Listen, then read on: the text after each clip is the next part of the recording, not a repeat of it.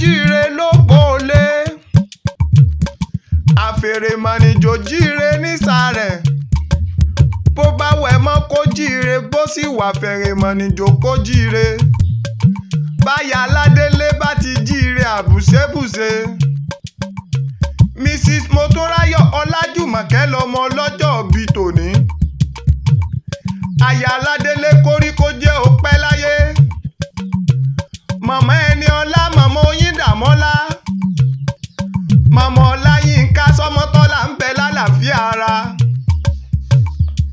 Aya aládélé ò mọ̀ bẹ ni ọ̀bẹ ní bẹ́sù. Àtẹ́lẹsẹ̀ wọn á sì máa bẹ̀nà. Bó o ṣe sọdún ọdún yìí ó ṣe tẹ̀mí sí o ní kú láíláí. Agbọ́ bí ìkòkò yóò mọ sẹ̀rí rẹ ọmọ òní kú mọ́ ọ lójú òní sìnkú ọkọ.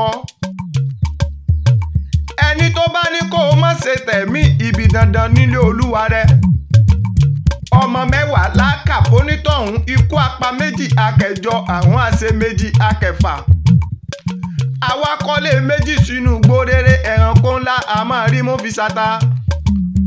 Màmá ó mọ bẹ ni ọ̀bẹ ní bẹ́sù àtẹ́lẹsẹ̀ wọn a sì máa bẹ̀nà.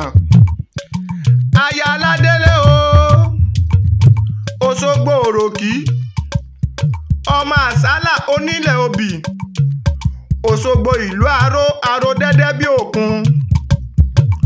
Òṣogbo òròkì tó gbonílé tó gbàlejò ó tún gbé tẹrú tọmọ. Òṣogbo òròkì ọmọ yèyé Ọ̀ṣun ọmọ yèyé àtọwọ́gbà aníyùn lábẹ̀bẹ̀. Ẹlẹ́yẹlé aró olóde ẹ̀gà ṣuṣu ní yàrá. Ewúrẹ́ ọ̀ràngún tí ń jẹ lẹ́sẹ̀ gbàgede àkùtàn ọ̀ràngún tí ń jẹ lẹ́sẹ̀ yàrá. Ọmọ àkùkọ gàgàrà tó torí ọ̀rẹ́ lòwúrẹ́ péńpé. Níbẹ̀ ni wọ́n ti ń pa lára tantan ó sọdún ọdún yìí ó ṣe tẹ̀mí sí òní kú láyé ń bí.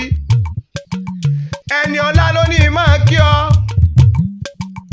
Ó lọ fọwọ́ páwú ó fẹ́ igi jobi ọjàre ó ló jẹun ọmọ gbogbo ọmọ tó bí wọn ò ní kú mọ́ ọ lọ́wọ́. Bó ṣe sọdún ọdún yìí gbogbo yín pátá kẹjọ ṣẹ̀mí. Happy birthday to you ma.